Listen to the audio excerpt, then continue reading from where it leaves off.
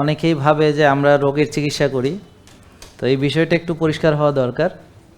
কারণ রোগের চিকিৎসা বলতে আপনারা যে জিনিসগুলো বুঝেন, যেমন ওষুধ দিয়ে চিকিৎসা করা বা ডিজিজ স্পেসিফিক চিকিৎসা করা, তো আমাদের এখানে আসলে মনে হবে আপনাদের সবার জন্য বোধহয় একই নিয়ম, একই খাওয়া দাওয়া এরকম মনে হতে পারে। তো আসলে চিকিৎসা বলতে আমরা এতদিন যেটা বুঝে এসেছি আর আমরা এখন আমাদের এখানে যেটা, এটার ভিতরে একটু বেসিক পার্থক্য আছে।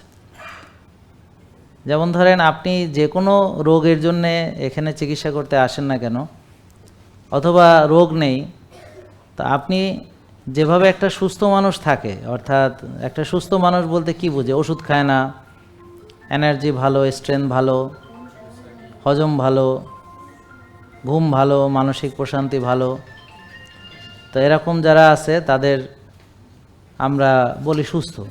আর রুগী কারা? যারা ওষুধ খায়, ইনসুলিন নেয়, ইঞ্জেকশন নেয়, সাফার করে, কষ্ট পায়, ঘুম হয় না, টেনশন করে, রাত জাগে, তারপরে ব্যায়াম করবে, শক্তি নাই, এনার্জি নাই, স্ট্রেংথ নাই, মাথা ব্যথা, গিরা ব্যথা, পেটে ব্যথা, গ্যাসের ওষুধ ছাড়া হয় না, তো এরকম যারা, তারাই রুগী, নাকি ঠিক না?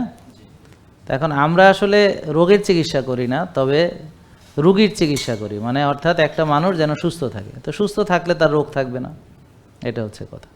তো ধরেন আপনি আসলেন ডায়াবেটিস নিয়ে, তো এখন ভাবলেন আমি ডায়াবেটিসের চিকিৎসা করাইতে আসছি। এখন ডায়াবেটিসের চিকিৎসা করানোর পাশাপাশি আপনার যদি ফ্যাটি লিভার থাকে সেটাও ভালো হবে, আপনার যদি উচ্চ রক্তচাপ থাকে সেটাও ভালো হবে, মানে আপনার শরীরে কোনো রোগই থাকতে পারবে না। আর রোগ যদি থাকে তাহলে তো আর আপনি রুগীই থাকলেন, তাহলে তো আর আপনার চিকিৎসা নেই।